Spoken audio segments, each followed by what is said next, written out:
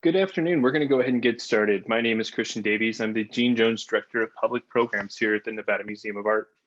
And I'd like to welcome everybody to a virtual art bite today with Kirsty Stonell Walker, the author of the Pre-Raphaelite Girl Gang, 50 Makers, Shakers, and Heartbreakers from the Victorian Era. Today's art bite lecture series is supported by the Nevada Humanities with additional sponsorship and free admission for students from the supported by the Core Humanities program at the University of Nevada, Reno. We thank them for their support, and we couldn't do this without them. A couple of pieces of housekeeping before we get started. Of course, use the chat function to comment throughout today's talk, and use the Q&A function, which you'll find at the bottom of your screen, to ask any questions that you might have for the conversation that will follow today's talk. At this time, I'd like to go ahead and introduce today's guest. Kirsty Stonell Walker became a historian of the Victorian, mainly because it rhymed. In almost 20 years worth of studies, she has written the only biography of Dante Gabriel Rossetti's most notorious model and muse, Fanny Cornforth. In 2012, she updated the text to cover all new research and material that had arisen since the publication of the first edition in 2006, including the BBC series Desperate Romantics. She is also the author of A Curl of Copper and Pearl, published in the spring of 2014. In 2015, she published a novel, We Are Villains, a murder mystery centered on the lives of a Victorian poet and his best friend, a photographer. As well as the subject of today's talk, Pre-Raphaelite Girl Gang, 50 Makers, Shakers, and Heartbreakers of the Victorian era, which was published in 2018. She has also written the Kissed Mouth blog since 2011, airing Victorian dirty linen in a humorous and thought-provoking way. Kirsty, are you there with us? Are you here with us today? Oh, hang on. Hello. Hello, welcome. How are you? How are you doing this? I guess it's evening for you because you're calling from across the water. It's early evening, and so that's fine. Thank you for sharing a little bit of your evening with us, and I'm going to go ahead and turn it over to you, and I'll be back shortly. Okay. Do I need to push anything? This is when you would start your share screen, and it's off to the races. Fabulous. Bear with.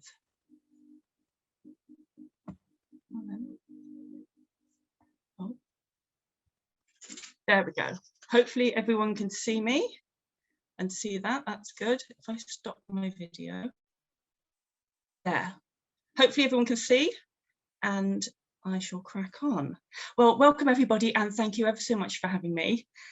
This is absolutely a delight and an honour to be with you over in Nevada or wherever you are. It's lovely to be sharing my evening or lunchtime with you.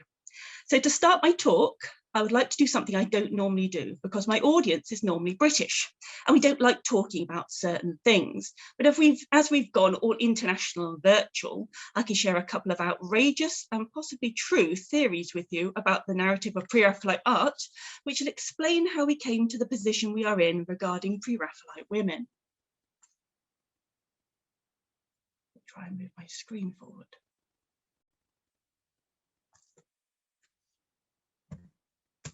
Here we go, right.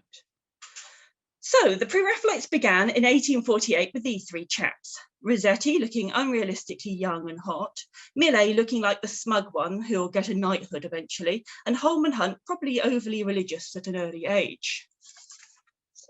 Plus these four, who really don't get much of their time as they're not as sexy, but we have William Michael Rossetti, brother of Dante Gabriel, James Collinson, a painter, Frederick Stevens, first a painter, and then he found he wasn't that good at it, so then he became a writer. And finally, Thomas Woolner, a sculptor. And within their lifetime, they altered what was considered acceptable mainstream subjects and techniques. The actual brotherhood didn't survive a decade before the members went their own ways. Holman Hunt continued to produce his religious images from the Holy Land. Millais ran off with John Ruskin's wife, and Rossetti had a complicated relationship with, well, everybody. In the meantime, younger artists emerged, inspired by the Brotherhood, and they took what it meant to be Pre-Raphaelite, evolving it, but staying true to the things that inspired the original art.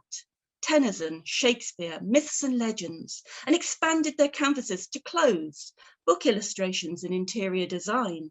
Artists like Edward Burne-Jones, William Morris and Frank Cadogan Cowper extended Pre-Raphaelitism all the way to the 1950s. Even the death of the last links of the movement couldn't stop its re-emergence with people such as the Brotherhood of Ruralists and Kit Williams, who still work in arguably that style even today.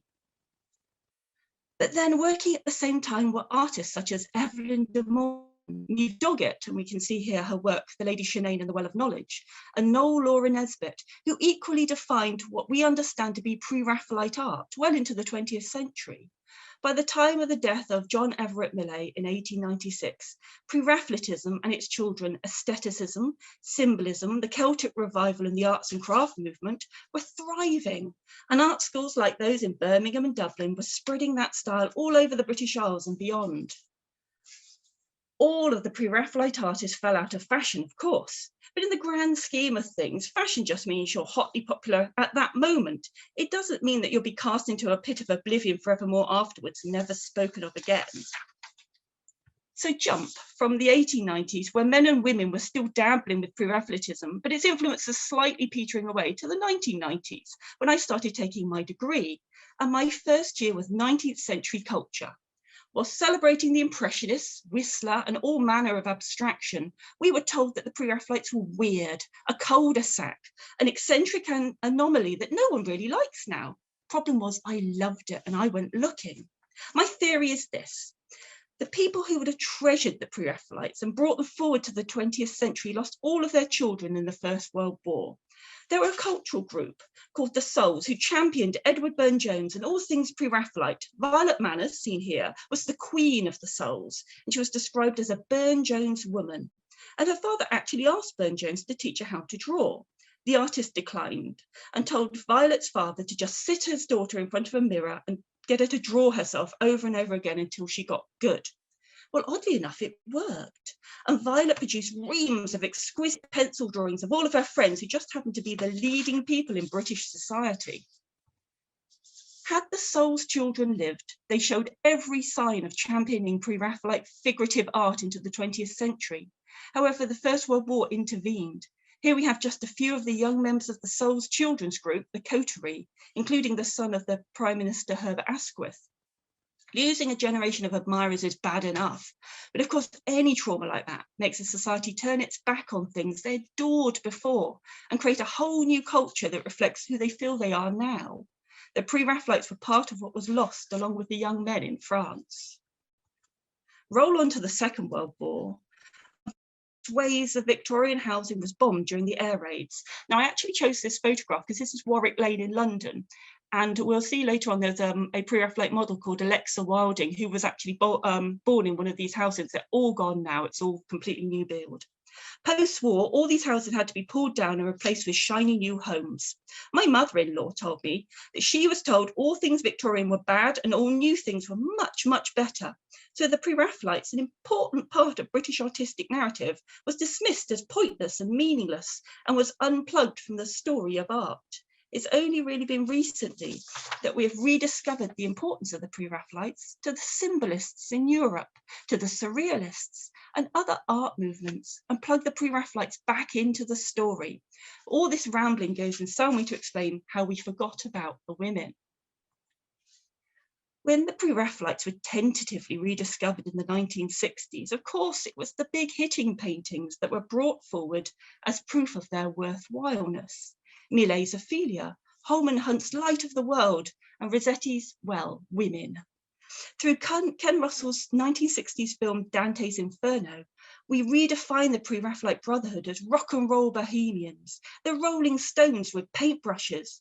And as was the flavour of the day, we had our Marianne Faithfull in Elizabeth Siddal, and she died of a drug overdose. Now there's an artistic movement I can get behind, baby. Okay, so that's rather oversimplifying it, but please never underestimate how much the British still sneer at the Pre-Raphaelites. It drives me insane whenever there's a Pre-Raphaelite exhibition reviewed. You get supercilious journalists making fun of the colours, the androgyny, the sentiment and the depression. Also, it's no coincidence that this exhibition is based on the collection of Birmingham's art gallery, not a national, like the Tate or the National Gallery. Our National Gallery doesn't actually own any piece of Pre-Raphaelite art at all. That all went to the Tate, but has recently had to borrow a piece for its permanent display because the Pre-Raphaelites are finally, grudgingly, being accepted as part of our nation's artistic heritage.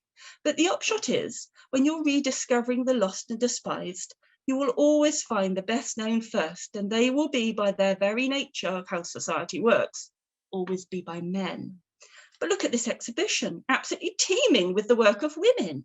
Women were as much an integral part of the Pre-Raphaelite movement from its inception to almost 100 years later and the death of some of its later artists and models. I remember back in the 90s when I started learning about Pre-Raphaelites and realizing how much I wanted to learn about the women in the paintings.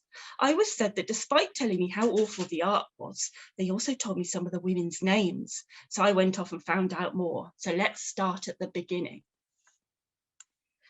In the beginning was the Brotherhood, but even that was nearly not just a brotherhood. Our first Pre-Raphaelite woman is Christina Rossetti, invited to join the Brotherhood, although presumably they would have had to have changed their name or made her wear a beard. Christina fulfilled the dual role of both muse and maker, one that would very much end up defining the majority of the women in the Pre-Raphaelite movement for the reasons we'll examine later. Christina posed for her brother Dante Gabriel as his Virgin Mary, here in an Annunciation scene. For Holman Hunt's Light of the World, apparently she was the model for the head, but obviously not the beard. And it's even Roman she posed for Millet's Mariana, the lady with the bad back. More importantly, though, she wrote some of the most influential and memorable poetry of the 19th century that we still remember today. She influenced Belgian symbolist Ferdinand Knopf, I Lock My Door Upon Myself, and Julia Margaret Cameron's Advent. Her books of poetry were illustrated by artists from her own brother up to the 1970s and beyond, with a more overtly erotic production in Playboy. Somehow I don't see the Charge of the Light Brigade getting the same reception. Christina's relative anonymity, despite being the author of one of our most favourite hymns, In the Bleak Midwinter, could arguably be the very thing that caused her to write. Her isolation from society as an unmarried woman gave her the space to write, but also the freedom to examine her thoughts and feelings in depth. It also left her vulnerable to the editorship of her brother, William Michael, who trivialised her work in terms of its theme. He maintained that Goblin Market was a poem about the love of animals. I'm not entirely sure the readers of Playboy agreed with that one. However, Christina Rossetti is not exactly most people's idea of what it means to be a Pre-Raphaelite woman. The next woman connected with the Pre-Raphaelites followed a very similar path, albeit shorter. When I spoke on a national feminist radio programme a few years ago on the BBC, all the presenter wanted to talk about was Elizabeth Siddal in a bathtub. Elizabeth Siddal is probably still best known as the face of Ophelia floating in John Everett Millet's bathtub.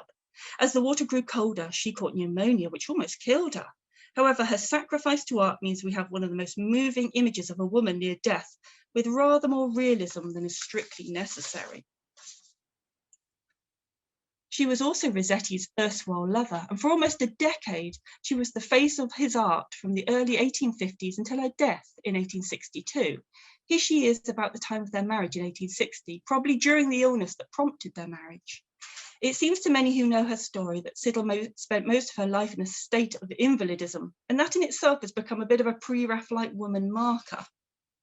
The truth is, of course, far more complex, and much of what we understand of her as her illness was the effect of her treatment for her initial pneumonia, which led to her becoming addicted to laudanum, a painkiller as socially acceptable and available as any over-the-counter pills we take today.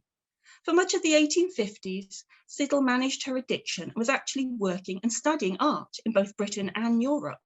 After recovering from the illness that caused Rossetti to finally marry her, Siddal managed her addiction, but her use of the drug finally made it hard for her to carry a baby to term, so she had to deal with that depression as well as her other symptoms. Her death from an overdose has come to define her in a way that arguably it would not have done a male artist, and I have a pop reference to illustrate my point.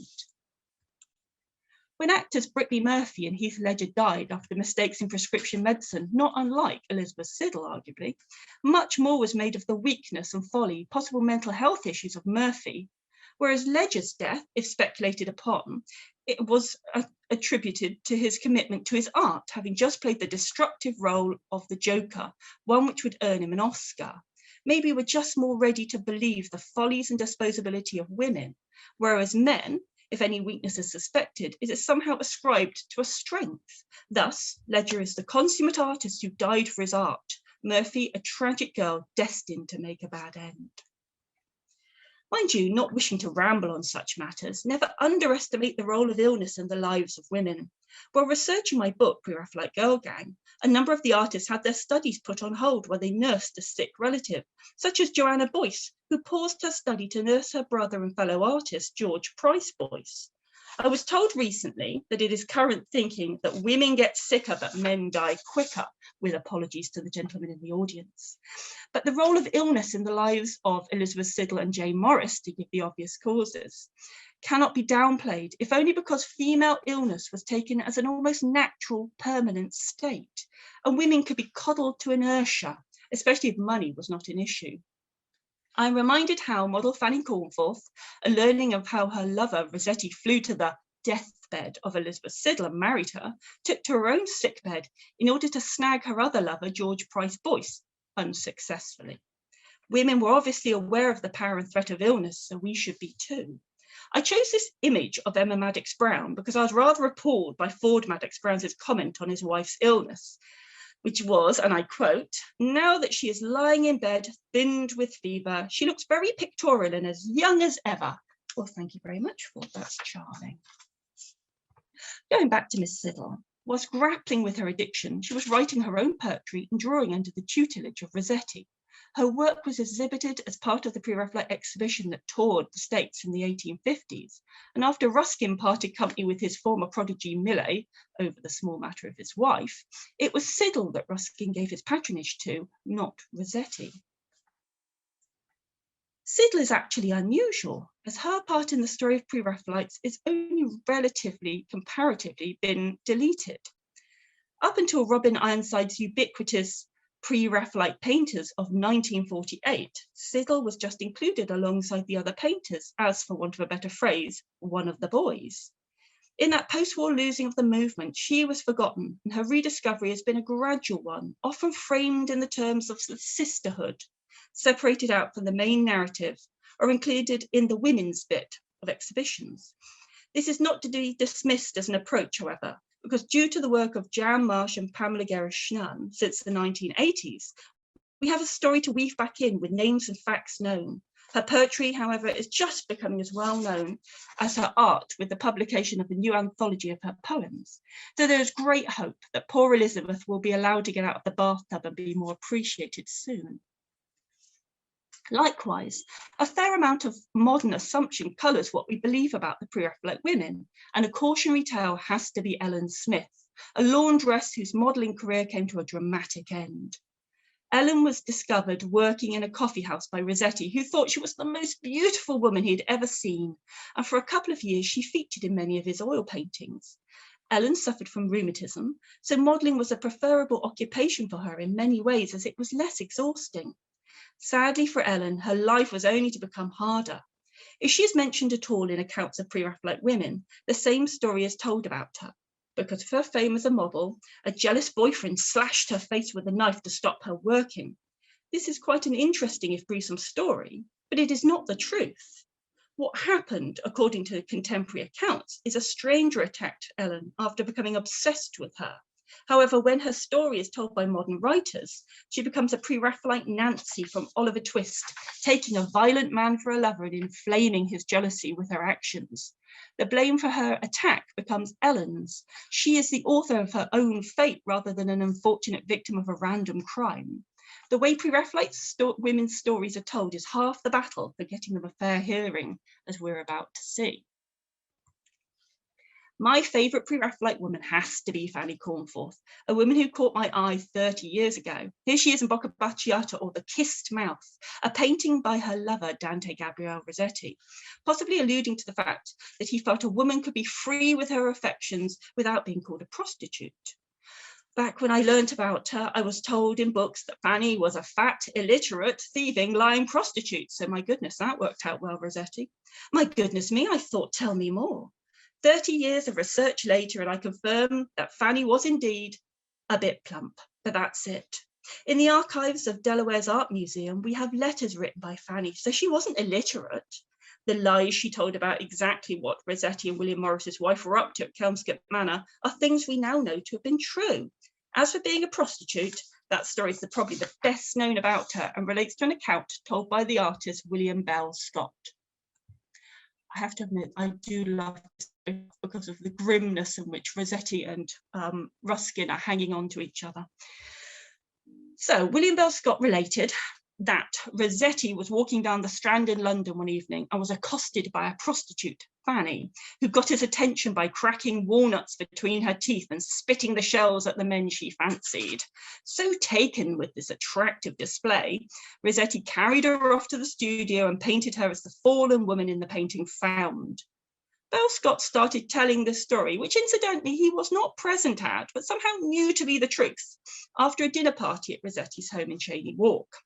Mr. Bell Scott was extremely sensitive about his appearance after a bout of alopecia, but Fanny greeted him with a loud cry of, "Oh my, Mr. Scott, he's changed. He ain't got an highbrow, not a highlash, not an hair on his head." Now, I'm not saying that the two are connected, but possibly Bell Scott held a grudge. Fanny's own account of the meeting is completely different. She told Samuel Bancroft Jr., an American art collector and donor to Delaware, that she was walking through a London park during a firework display for the return of Florence Nightingale from the Crimea. When a man pulled the pins from her hair and let it go, she was outraged. But he said he just wanted to see how lovely it was, and he wanted her to model for him, as she did, as she said, the calf picture. When Bancroft asked people like Burne-Jones or William Michael Rossetti if Fanny's version sounded plausible, they both agreed that it did sound like the sort of thing Rossetti would do. And Burne-Jones told a very similar story of a girl accosted by Rossetti outside a cake shop. Either way, Fanny remained a divisive figure in contemporary Pre-Raphaelite narrative due to her unwillingness to be quiet and vanish after the death of Rossetti, a man she dedicated her life to and was tantamount to a spouse. Her end, recently discovered, is also not unusual in Pre-Raphaelite circles. Fanny, having chosen Rossetti over having a family, found herself unsupported in old age and was taken to a local asylum and detained for being rather loud and difficult, which is worrying in itself. She wasn't the only model to meet such an end, as both Emma Watkins, model for the Highland Shepherd, here we can see top right, and Mary Kellaway, made a model for Julia Margaret Cameron, who was bottom right, both ended their days in asylums for numerous reasons. By contrast, Jane Morris ended her days celebrated as a Pre-Raphaelite queen, and her parting gift was to buy property for her daughters. Both she and Fanny shared very humble origins. Whereas Fanny's father was a blacksmith, James was a stable hand in Oxford, where her height, around 6 feet, and frizzy hair was not to the Victorian fashion. However, just as the brotherhood embraced the deeply unfashionable and to some unlucky red hair as an ideal of beauty, when Rossetti saw Jane in an Oxford theatre, he declared her to be the most beautiful woman he had ever seen. Yes, he did do that rather a lot. Jane eventually married one of Rossetti's acolytes, designer William Morris, who famously loved her, but he could not paint her, as apparently he wrote on the back of this beautifully awkward portrait of her as the adulterous Queen Isolde, which is unfortunately foreshadowing his own love triangle with Rossetti. But she continued to appear in the work of Rossetti after the death of his wife, Elizabeth Siddal. Much like the continuing appearance of Tryphena Ford in the art of her husband, Arthur Hughes, love is extremely inspirational, and Rossetti's love, or possibly less charitably obsession with Jane, would fuel many of his most famous pictures right up to the end of his life. Just as Jane Morris managed to combine her work as an embroiderer with that of the muse, it became almost compulsory to be a practitioner as well as the inspirer of works of Pre-Raphaelite art. Although the artists risked their personal life overshadowing their professional one, one of the most notorious examples must be Maria Zambaco, best known today as the intense lover of Edward Burne-Jones. Burne-Jones fell in love with Zambaco when she modelled for him after abandoning her husband in Paris. Their affair reached an unfortunate climax when Zambaco insisted that Burne-Jones leave his long-suffering wife Georgiana. On Burne-Jones's refusal, she tried to force a double suicide in the middle of the street, which resulted in the couple wrestling on the pavement while the police arrived to break up the commotion. It was believed that Burne-Jones was so terrified by the whole palaver that he never saw Maria again. But we now know that after a short interval, Zambaco took the studio next to his and their relationship continued. While all this is very salacious, it completely overshadows Zambaco's career, not only as an accomplished sculptor, but also an artist in other mediums, trained in Paris and the creator of not only sculptures like this one, but a series of art medals portraying women in her circle, including her cousin, our next woman. One of the most successful female Pre-Raphaelite artists, Maria Stillman, combined posing for the Pre-Raphaelites, here for Rossetti in 1878, and also her family friend on the Isle of Wight, Julia Margaret Cameron, a decade previously, with learning from them, and went on to great success on both sides of the Atlantic, painting over 100 works, and when she died, received a lengthy obituary in the national newspapers. But still, if you ask people to name a Pre-Raphaelite artist, let alone a female Pre-Raphaelite artist, Maria Stillman is a name yet to be well known. One woman who I am delighted is becoming part of the Pre-Raphaelite narrative, not least because my last book last autumn was about her, is a photographer, Julia Margaret Cameron. She refutes the Pre-Raphaelite woman tag by being neither young, nor doomed, nor red-haired, but from her house on the Isle of Wight, she took Pre-Raphaelitism into photography. Using her maid, Mary Hillier, among other models, Cameron was influenced by the poetry of her friend and neighbour, Alfred Tennyson, producing illustrations for his work, such as this image of Mary Hillier as Maud, crying by the passion flower at the gate. As well as choosing the source material as the Pre-Raphaelites, Cameron also paid overt tribute to them in images such as this Pre-Raphaelite study, which refers to William Holman Hunt's image of Isabella in the Pot of Basil. Cameron was incredibly well connected among the art circle at that point through her sister Sarah Prinsep, who ran a salon in her London home, Little Holland House. Little Holland House played host to artists such as Rossetti, Burne-Jones, Lord Clayton, and George Frederick Watts. But this level of connection was unusual. The later generation of artists had to grow their reputation from art school upwards. Birmingham Art School graduates Kate and Myra Bunce rose to local, if not entirely national prominence for Kate's glorious paintings, often framed in Myra's striking metalwork. A member of the Birmingham Society of Artists by the time she was 16, and there she is in the middle of the picture on the left in the what looks like spotty or flowery apron. And note also the lady sat in front of her, Mary Powell, who we'll come to in a second. She was also a member of the Society of Painters in Tempera. Bunce was also an illustrator of books such as Fairbrass by T. Edgar Pemberton from 1913. I have to say, I own Fairbrass, and it is one of the most appallingly melancholic and sickly sweet stories you'd ever want to know about a lovely, pious child who then dies tragically, as Victorian and Edwardian children tend to do in books. Anyway, her work, Melody or Musica, possibly featuring Birmingham artist Mary Powell from the previous slide, has become one of the later works included in the Pre-Raphaelite canon due to the continuation from earlier works such as Rossetti's A Christmas Carol from 30 years previously. I should just add that Mary Powell is a perfect illustration of how craft grows into art at this time, as she was the daughter of a brickmaker, her elder brother John was a brass polisher, and Mary herself went to art school and became the creator of objects which not only had function, but also artistry. Turning back to the painting, it has gained importance in the canon because of the almost photographic quality of the portrait, but also the inclusion within the painting of creations of other artists, in the mirror, the necklace, and the ring, which must all actually exist in real life. And I would love one day to get them all together with the painting, because that would just be glorious. This leads me on to a subject I don't get to speak about much, which is Pre-Raphaelite women as craftspeople. One of the joys of reading the new catalogue to do with the Victorian Radicals exhibition is that since Birmingham's 1995 catalogue Visions of Love and Life, which despite having a woman on the front cover, Kiyomi Gray in Morgan Le Fay by Frederick Sanders, was almost exclusively concerned with beardy old white men as personified by John Bretton's particularly flattering photograph. Goodness me, doesn't he look grumpy? By contrast, Victorian Radicals is festooned with women in all aspects of the work, and I open to the far more agreeable Irene Lewis in her astonishingly beautiful home. My lord, she's lovely. One of the joys of this exhibition is that more obscure artists get to be viewed, such as decorative artist Fanny Bunn. Pictured here is a trinket bowl by Bunn, currently in the collection of the Russell Coates Art Gallery on the south coast of England. Fanny Bunn remains a bit of an enigma, mainly due to the tendency to neglect or belittle the decorative works in Pre-Raphaelite style. There is no doubt that her works featuring fairies, weeping angels and Victorian knights all conform to the traditional Pre-Raphaelite subjects, but the very fact that they're not straight paintings seems to downgrade them.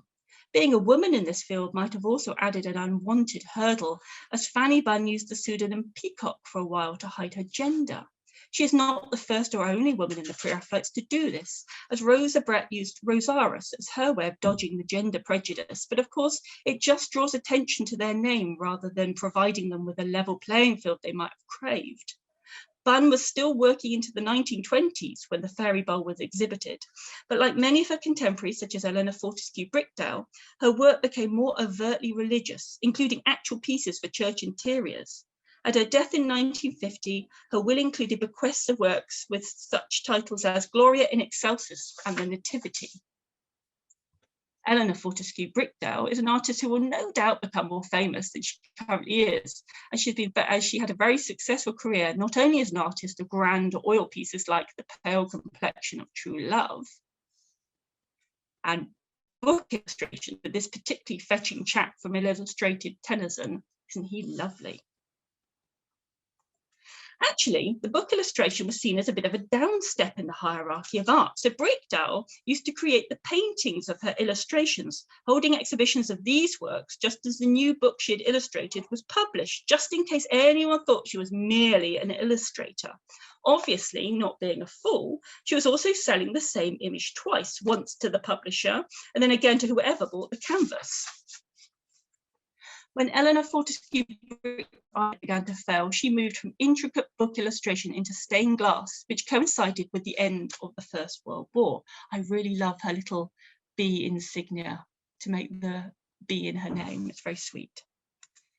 Women working in this field were asked to produce memorial windows for fallen heroes and artists such as Florence Cam rose to prominence for these moving and important pieces. Cam, an integral part of her family's established stained glass business, was principally responsible for drawing the designs for the 40-foot-high memorial window to the Royal Warwickshire Regiment in the North Transept of St Mary's Church in Warwickshire.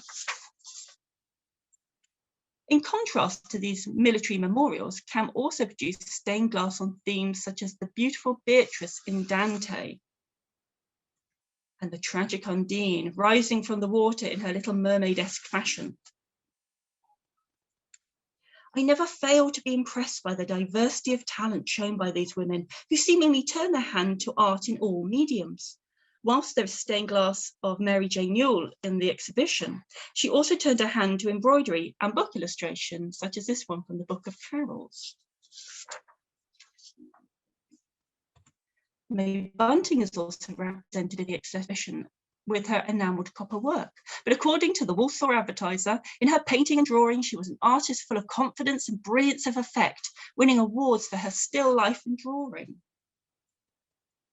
An essential aspect of Pre-Raphaelite womanhood, for want of a better phrase, is how many of the women not only practiced the arts, but also interpreted the movement through their dress.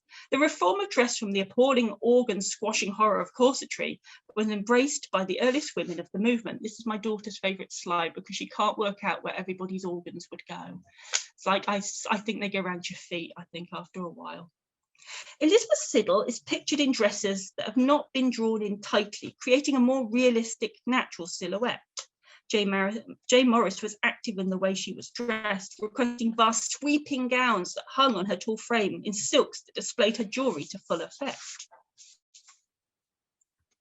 Likewise, the women in the photographs of Julia Margaret Cameron are in gowns that don't reflect Victorian fashion, but are more about aesthetic that freed women to move, active, and pursue useful pursuits that at least did not damage them physically. Later in the photographs of Medley Austin, you can see that the women of his circle dressed in clothes that celebrate the beauty of the fabric just as much as the wearer. While I'm under no delusions that the clothes were predominantly designed to enable female emancipation and equality, it was a huge step forward for the women to be framed rather than caged in their clothes. As shown in this photograph by Oscar Raylander, the hoop skirts and corsets that covered women up were fetishized. So what did the challenge to fashion mean to both men and women? The early Pre-Raphaelite women adopted hoopless, corsetless styles quite quickly. Elizabeth Siddal is pictured in the 1850s in belted loose dresses, but when Fanny Cornforth abandoned her corset in the 1860s, she risked the scorn of her male observers.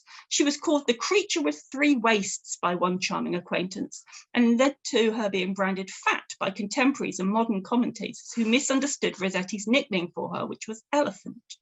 I'd love to put this one to rest, as her nickname was first applied in the late 1850s when she and Rossetti were first acquainted, and she assumed the stage name Fanny, as her real name was Sarah Cox. In order to visit Fanny, Rossetti had to walk through an area of London called the Elephant and Castle, and this whimsical iconography is repeated in his pictures of Fanny as the elephant. Also, if she did gain weight in later life, she was already elephant by then, and likewise Rossetti was rhino. And it is mainly modern uncharitable commentators that suggest that her weight caused Rossetti to abandon her as a model and lover, neither of which are entirely true. Jane Morris's fashion choices were repeated by her daughter May, who designed not only fabric, but also sewed garments for her friends and their children. May's strong sense of design meant that every image of her is striking and interesting. It's also telling that when she finally found domestic contentment, it was with the remarkable Miss Lobb, a woman with as unique fashion sense as May had. Designer Sarah Fullerton Monteith Young produced dresses for the women of the cultural elite group, the Souls, who we met earlier. The Souls are what we'd now refer to as influencers in society, driving tastes in things such as dance, art, literature, politics, and fashion. Sometimes those things were combined, such as in the portraits by artists they favoured, wearing outfits that they wanted to become fashionable. This dress was worn by the very well-connected Mrs. W.G. Crum when she was presented to Queen Victoria in the drawing room at Buckingham Palace on the 9th of May, 1893. And it has the flower garden pattern by William Morris woven into the fabric. Young's ability to drop elements of aestheticism and Pre-Raphaelite style into her fashionable garments shows how mainstream that desirable aesthetic had become and how feminized the style was assumed to be. Whereas men who followed the Pre-Raphaelite aesthetic were considered effeminate and less than manly. But however, women managed to appear more avant-garde outfits with less comment. I'm reminded of when the leading member of the Souls, Arthur Balfour, became Prime Minister, and he hung Burne-Jones's Perseus cycle in the Cabinet Office. Willie Bridgman, who was a Unionist MP, complained that they unmanned him and he couldn't bear to be in the room with them. The arts and craft movement that followed was filled with female artists and craftspeople taking up wall and case space alongside the male artists in almost equal proportion, as this Arts and Craft Exhibition Society catalogue from 1910 shows. The women who joined the movement often came as part of a partnership. Thus, Evelyn de Morgan painted in order to support her Potter husband in his experiments in glaze. However, the problem arose in the language used to speak of them and our interpretation of that. A biography of Evelyn de Morgan and her husband by her own sister is entitled William de Morgan and His Wife. Whilst these are old-fashioned conventions of speech, it's easy to see how modern commentators choose to see a hierarchy in importance when possibly none was intended. So what does it mean to be a Pre-Raphaelite woman? That's a fairly complicated question indeed. I would argue that the Pre-Raphaelite movement allowed and encouraged women to go beyond the strictures of Victorian society and to work at the same level as men, if not quite for the same glory or money. However, for women who did step outside the confines of what was expected in Victorian society, commentary was often cruel and a bad name is hard to lose. To some historians, still Fanny Cornforth is a nut-spitting trollop, Maria Zambaco a fatal attraction-style siren, Elizabeth Siddal the suicide ginger with a rock and roll death. As time passed in the movement, the women who joined often came as part of a partnership. Thus, we have Evelyn de Morgan creating art alongside her husband. Georgie and Arthur Gaskin exhibited together. Florence Cam worked alongside her brothers in their family business. Edith and Nelson Dawson revived Renaissance practice of enameling art and created pieces of jewellery as a partnership. Mary Watts fulfilled roles as both model, Julia Margaret Cameron, and artist, completing a memorial to her husband, the artist G.F. Watts, near their home in Surrey.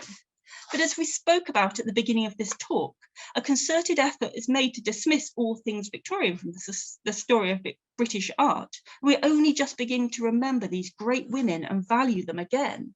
For us, pre-Raphaelite womanhood is summed up often trivially as red hair, flowers, and a wistful expression. But modern research and exhibition show us that women were a force to be reckoned with. These are women with determination, talent, and style who worked alongside their husbands, brothers, fathers, and friends to create unique and powerful pieces of art. These are also women who inspired works that define pre-Raphaelite movement and redefine what it means to be beautiful. The women of the pre-Raphaelite movement were rule breakers and tastemakers, and it's about time they received the same level of respect as the men. Thank you.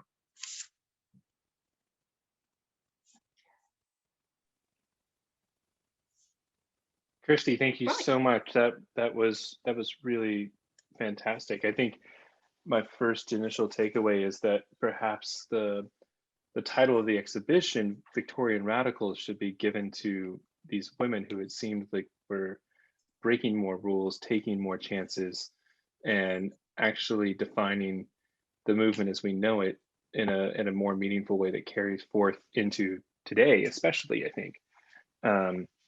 Than the men who were in many ways just recording the lives and being inspired by the lives of these amazing and powerful women.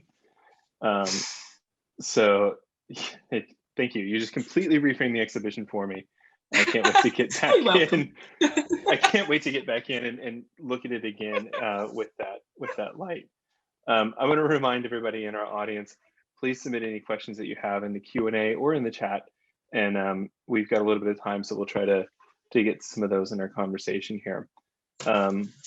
Before we even got started today, Kate wrote a question that started by noting that she really appreciates the format of your book, such as you and I talked about before we started our conversation today, and that the art is really fantastic. And just before I finish her question, do you want to give a who is the illustrator of your book? Oh, Kingsley. Yes, Kingsley Nabeki, who is amazing and is far more famous than I am now because he works with people like Nike and Stormzy. He makes me feel very young, and which is handy.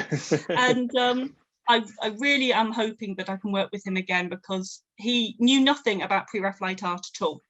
And he's I think he's in his early 20s, and as a young Black British man, he had no reason to be interested until we showed him Fanny Eaton, and he went, "Oh my God, people are Black!" I was like, yes, they are.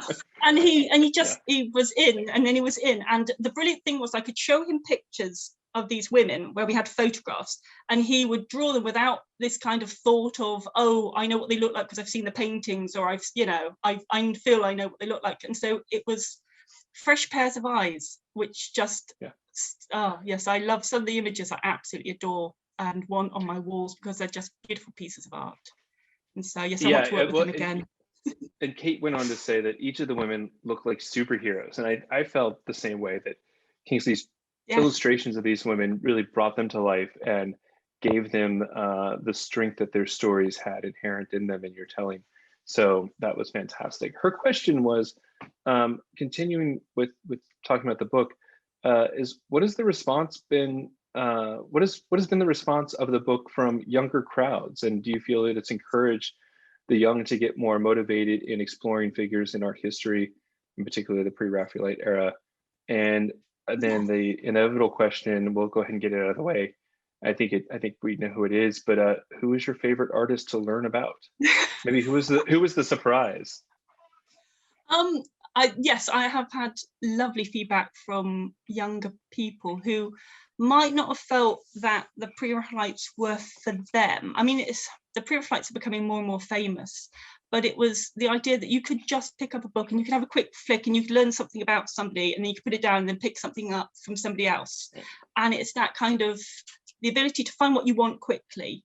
And then at the back of my book, I have a bibliography if you want to learn more about somebody. So if you feel a connection to somebody, because I want people to feel connections to these figures and then go and find out more. And the more they then find out and then talk about them, the more famous these women will become. And that is really just my own personal goal in life, is to make people feel a connection, like I did with Fanny, who is my favorite, and she is my best of my most special girl, because I felt that connection, that I wanted to find out more, and then dedicated 30 years of my life, because I'm now very old, to finding out more and saving her from just being the nut-spitting troller, which is just ridiculous. Because she's not, she's lovely. Well, I think art history needs champions to retell stories and actually give new perspective to different narratives that have lived on for too long. Scott notes, Scott asked that he says that he missed the part about Fanny Bunn hiding her gender as others did. How did she do that? She used the pseudonym Peacock. And right. So, I mean, but the moment that you start using a pseudonym, you just kind of draw massive attention to the fact that why are you hiding your name? And so it's one of those where you're damned either way, aren't you? And so, yeah, so Rosa Brett, who's John Brett, who was also a Pre-Raphaelite artist, used Rosaris. But the moment you do that, there was just a comment about, well, who's that and what they're hiding? And it's like, right. Yeah, I think that the worst way to hide is to try to attract attention or to make yourself mysterious. Then surely somebody's going to want to figure you out. You're basically just shouting, "Don't look at me!" Right, exactly. I was personally curious about the reception, the contemporary reception of these women's work. So as they were forgotten as time went forward and sort of left out of the narrative, and it became about the brotherhood. What was their reception and ability to make a living and to succeed during that era, where the work was really on par, if not excelling beyond the work of? I know. I mean, it depends on the artist, and as time goes on, and these women are just there with the men, you often get, because they're Victorians, you get, oh, she's very good for a girl, isn't she? Which is just the most charming thing. But they were just kind of there. And the thing was that you could buy a painting from a female artist for a lot less than you could from a male artist. And so my husband works for the Russell Coates down in Bournemouth, and there's a lot of female artists in that collection. And Mr. Walker, my lovely husband, says it's because the owner of the collection was very canny and knew he could buy a perfectly good painting for half the price from a lady than he could from a man.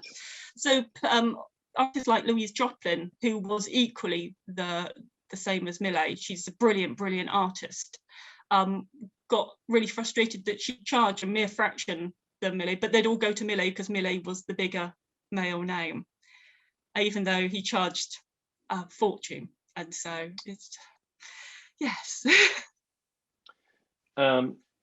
So we've got a couple of questions coming in, which is great. Thank you, everybody. And I think we're gonna have time to get through most of these here.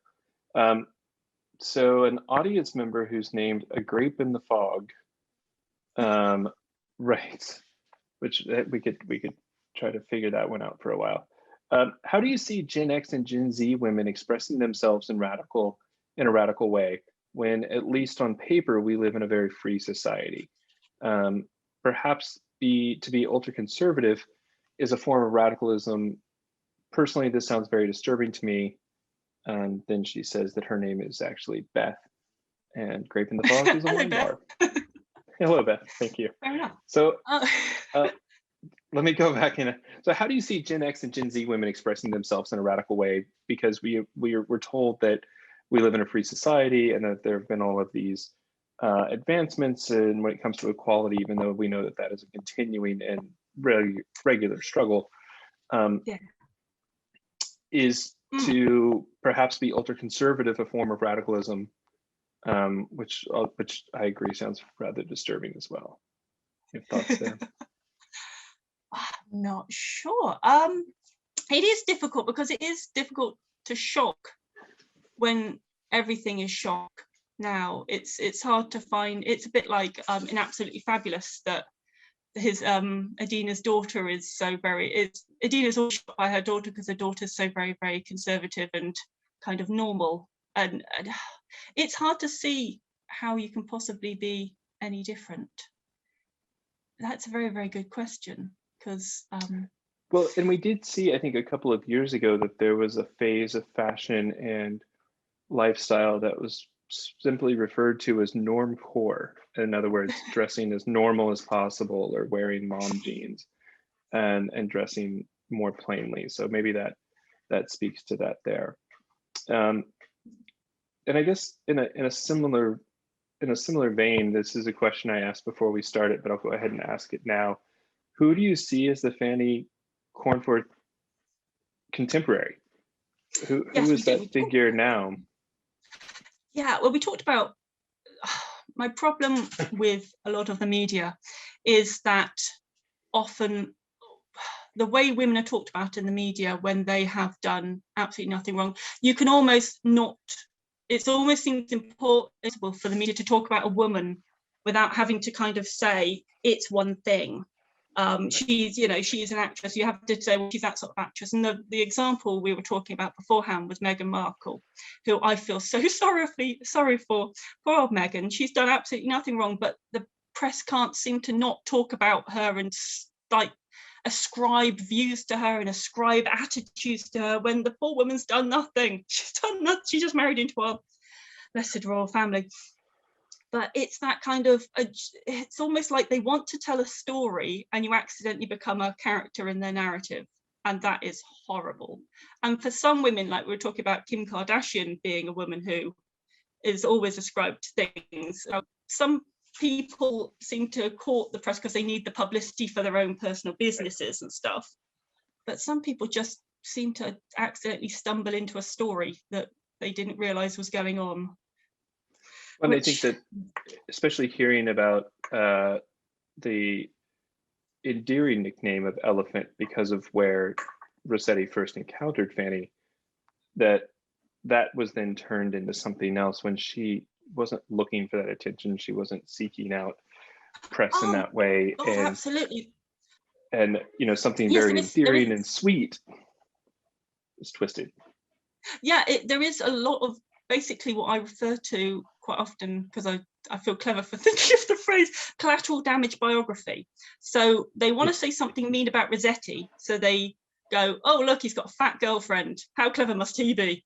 And it's that kind of like, if he's so clever, why is his girlfriend a prostitute? And it's that sort of like, well, that's not very kind about Fanny.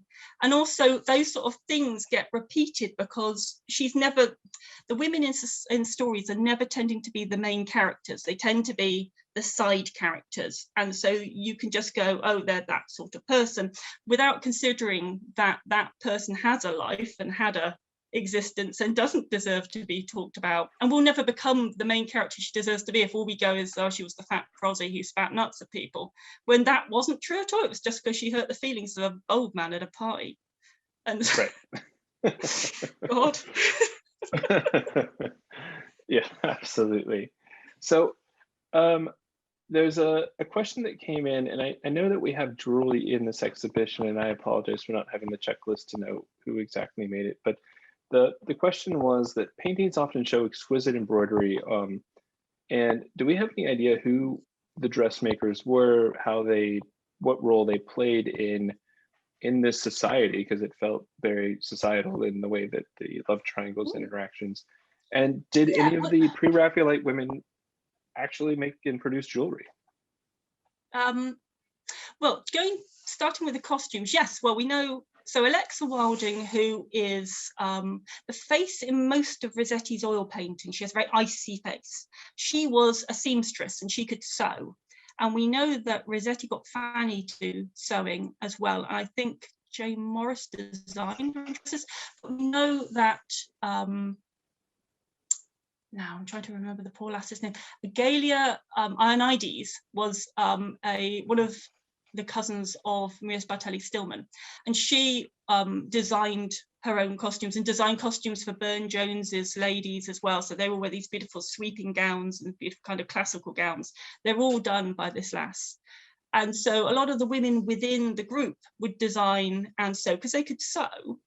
They might do fancy needlework like Jane Morris could do embroidery, but you know, a lot of these women, especially in the first wave of Pre-Raphaelitism, were women who were brought up into the kind of artistic society. And so they had practical skills and they could sew and they could design stuff and they could make dresses and knew how dresses worked. But then as you go on with the arts and craft kind of university education, there are women who could make jewelry. So Fanny Bunn and women like that. So Kate and Myra Bunce, in Kate Bunce's Musica, all that jewelry exists somewhere and I want it, please. And so I'd love to get paintings of that era together with the pieces that are inside the things, because it's just so beautiful. And I'm guessing probably the mirror behind her in Musica was designed by Myra, because if you look at Myra's frames on Kate's pictures, they have tiny parts of the painting in the frames, which is just like, well, that's just incredible. She obviously designed it with her sister. I should note that piece is actually on view in this exhibition, and is really stunning in person. If you have an opportunity, if you're in Nevada and you have an opportunity to check it out before it goes back to Birmingham. One pragmatic question, and then I think there's a great one that we can finish up with. And the more pragmatic one is Kath asked. She says, "Great talk and thank you." She's living in London and wants to find out where Holman Hunt's studio was in Chelsea. Do you know the actual address or location? Oh, I do indeed. So what you need to do is find the far easier to find Cross Keys pub, which is just off Cheney Walk. It's still there. It's got a plaque because I believe Agatha Christie might have visited it, or some very kind of like random people. But that's where Annie Miller, who Holman Hunt kind of lifted up in a kind of My Fair Lady manner, was working behind the bar with her lice and her fleas. And his studio was on that corner. If you head back down towards the river, there is a corner building and his studio was in there, which is wonderful. And then you can walk back along Cheney Walk and try and squint at Tudor House, which is where Rossetti lived. Very cool. So that was pretty easy. And so I guess the last question is coming in from Scott. Scott, thanks for all of your questions this afternoon.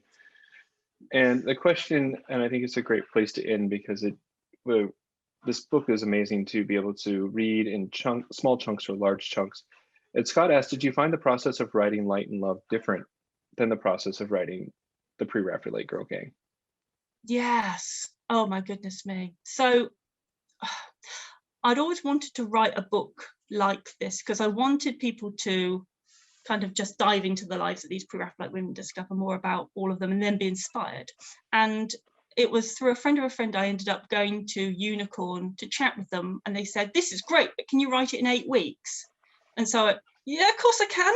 And so I went away and I wrote in 8 weeks and almost killed myself, but it was so much fun and completely bonkers. Light and Love has been a work of utter love for about 5 years. I've been writing it and researching it since I found out that I'm extraordinarily vaguely related to Mary Hillier, which by marriage and kind of like third cousins, 15 times removed. And so again, I love it when I feel a connection to somebody and I want to help them become better known, because I think they're wonderful and I think people should love them as well. And so I have books where I kind of dive in and I want people to know because I'm overexcited about stuff. And then I have works that I want people to know, but in a deeper way.